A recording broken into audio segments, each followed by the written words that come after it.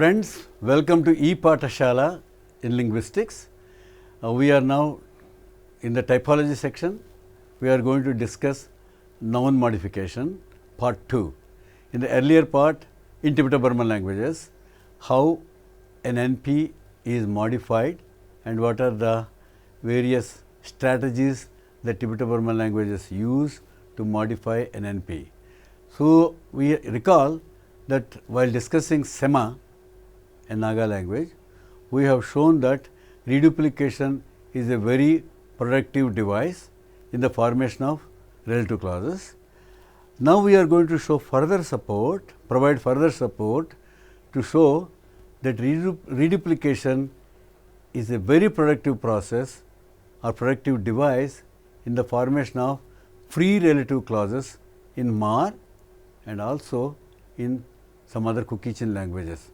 What are free relative clauses? Wherever, whenever, whoever, whatever, these are the clauses where whenever you come I am free, whatever you want take it, etc. And we also intend to show that commutative PP, that is I will go to the movie with you is a commutative PP. Commutative PP as a head in Tibeto-Burman languages plays the relativization of commutative PP as a head in Tibeto-Burman languages is not possible unless certain conditions are met. One of the conditions that we are going to formulate is the thematic eligibility condition.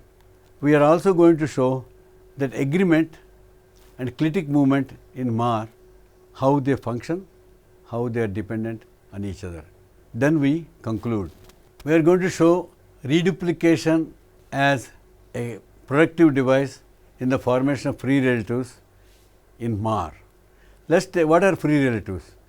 Whoever reaches on time will get the gift. The head is whoever, which is minus definite. So, what happens in Hindi, let us see, which most of us know.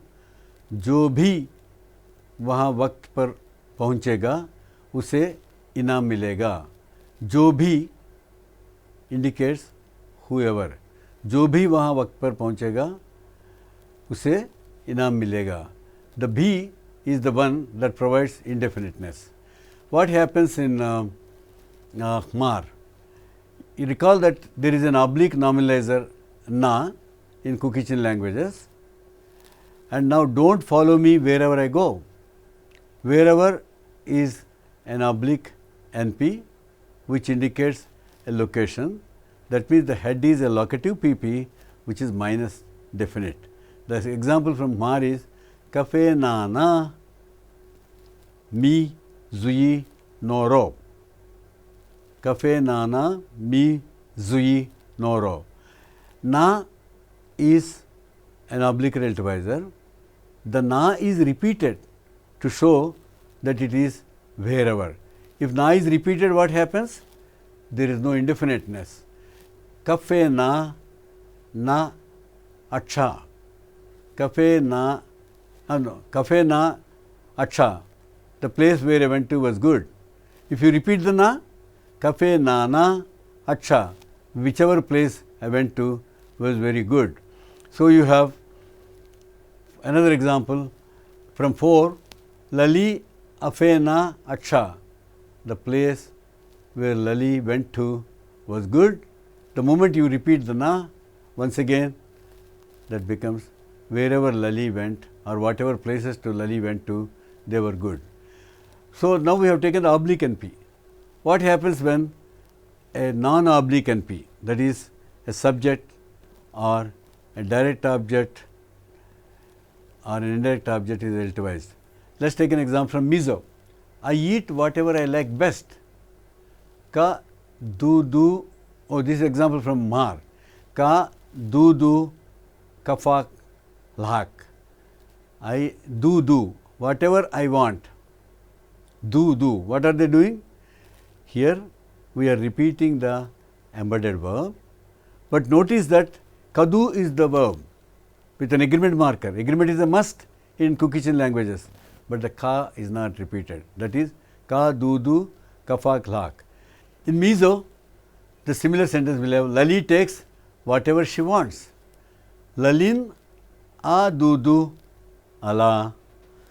Again the verb do is repeated and you have agreement marker occurring only once. In Monsang, which is labeled as a Naga language, but which actually is a Kuki-Chin language, genetically speaking, the agreement marker is repeated. Ka ing, kida, kida, hla, that is I eat whatever I want. Now commutative PP, what do we mean by that? As you recall, we said that there is a thematic link between the predicate and the head. I cut the fruit with a knife, cut and knife are thematically linked. Lala put the books on the table, put and on the table are thematically linked. And the villagers brought firewood from the forest, firewood, bring and forest are thematically linked. However, there is no thematic link with verbs such as go, come, run, walk, stand, swim, crawl, etc. As you can see in the sentences. Priya went to the forest with her brother. So, go, the verb go and forest are not linked at all, or go and with her brother are not linked at all. Prema came from school with her brother. Again with her brother and come are not thematically linked. The children swam with their friends.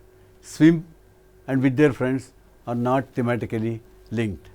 How can a Tibeto-Burman language manifest the relativization of a thematic, a commutative PP as head?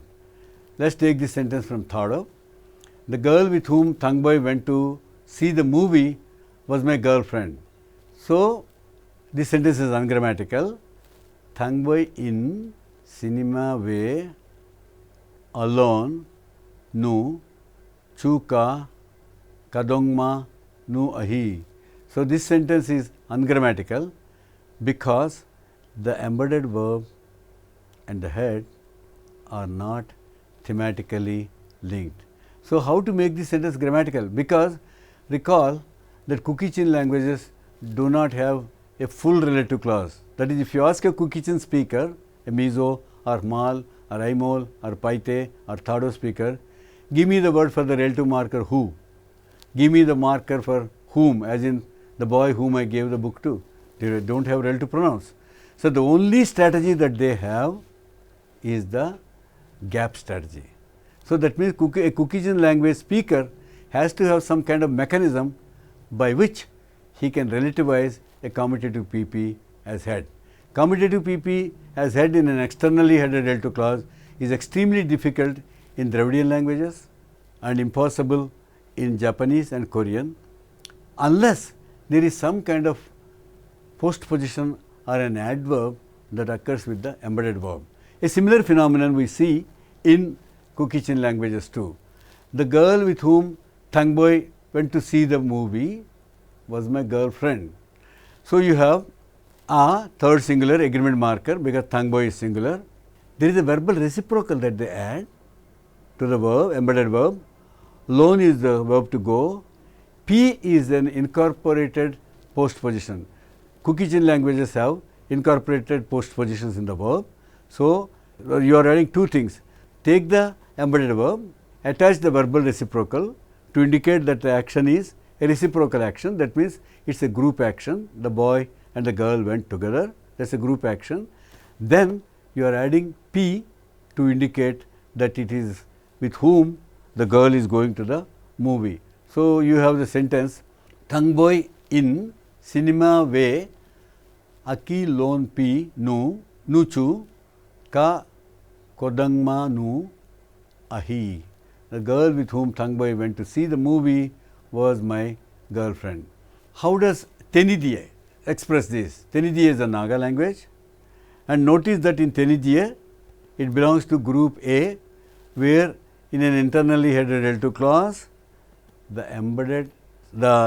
internal head carries the postposition that indicates the thematic relationship with the verb. So, in Naga languages it is very simple because you have the commutative postposition occurs with the verb, as in sentence number 13. The person who you went to school with cooks very well. No mie puo zre lashaki nu wo ke ch u e macha si se. So, you have mie puo and ze coming in the internal head. Therefore, the sentence is grammatical because the thematic relationship is manifested. Now, we are going to talk about a very important topic, namely agreement and clitic movement in Maar. Maar is a Kuki-Chin language, as you recall.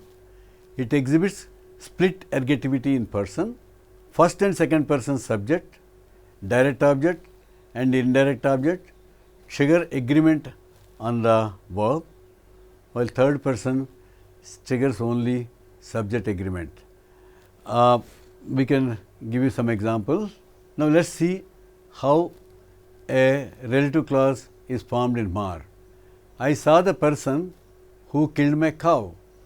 Ka bong pui that tu kahmu.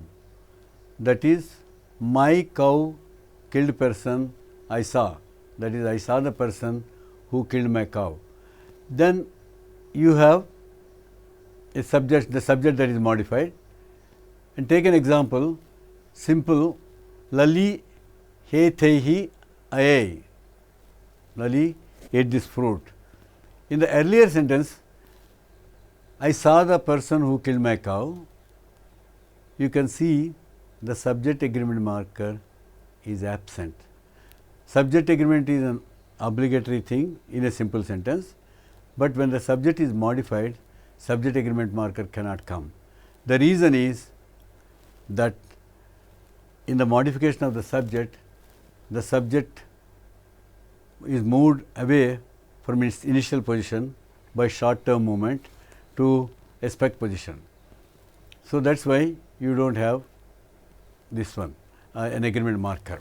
So, to quote Bhatt, Subbarao, Bapui and Englund, relativization over subjects does not have to involve movement, or the movement in question can be vacuous or a very short term movement of the head or the null operator is enough to create the lambda abstraction needed for relativization.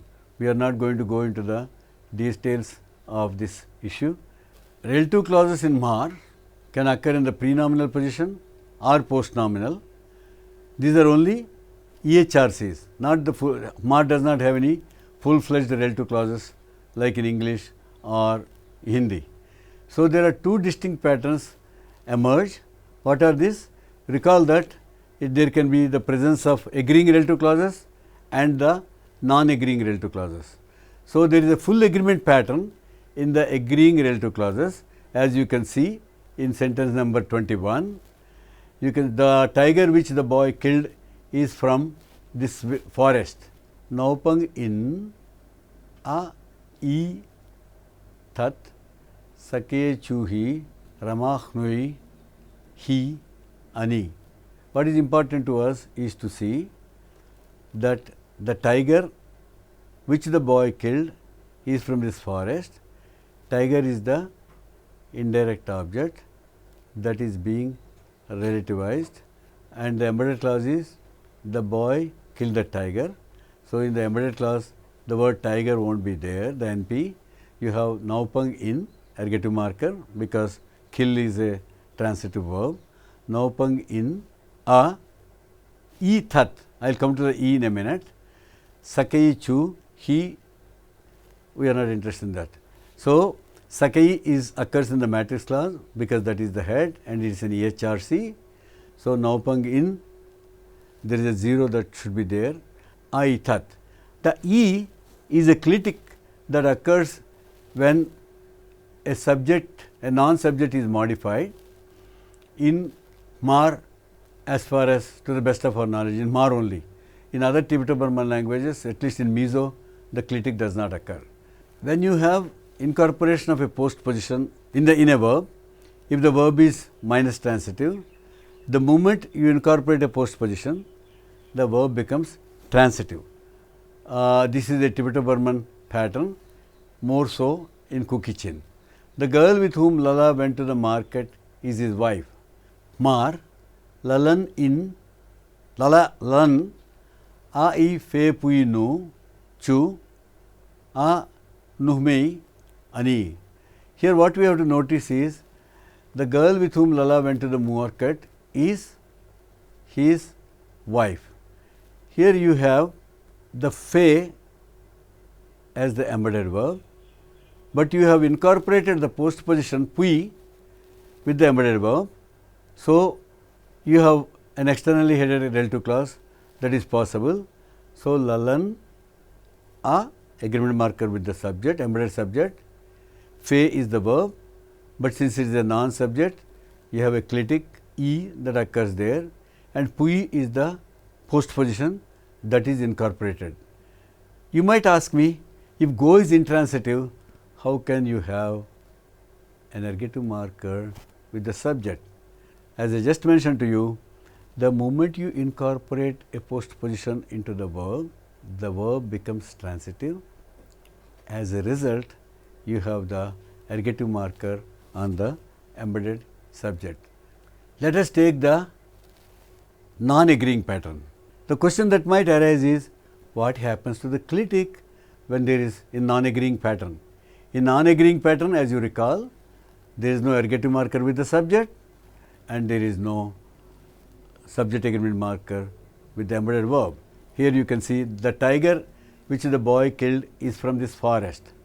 Naupang ithat sakei chu hi ramachnui hi ani. Here you have, though the verb is embedded verb is transitive, the subject does not carry the ergative marker and consequently the verb is not marked for agreement. However, the clitic e occurs optionally. So, what we can show now again is that agreement and case are intrinsically related. Let us see what happens with an adjunct gap. The knife with which Lala cut the fruit is sharp. In 24, Lalan thi a ei atna, na is the oblique relativizer, chamte chu angei.